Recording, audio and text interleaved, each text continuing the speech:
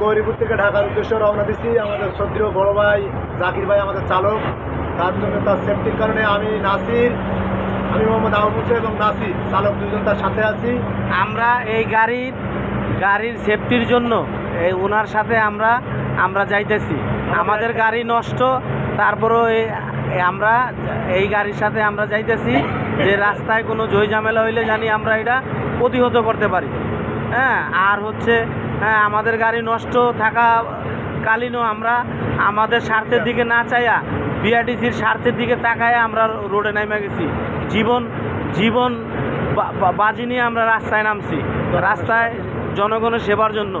রাস্তায় জ্বালাও পোড়াও ভাঙচুর চলতেছে, কিন্তু তারপরও আমরা সেবামূলক প্রতিষ্ঠানে ঠিক আছে চাকরি করি, আর সেবা দেওয়ার জন্য আমরা এই যে রাস্তায় নেমে আসছি।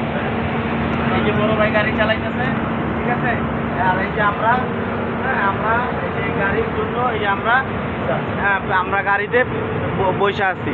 যদি কোনো ঝই ঝামেলা হয় এটা আমরা বাস প্রতিহত করার জন্য প্রস্তুত আছি, মোকাবেলা করার জন্য রেডি আছি আমরা।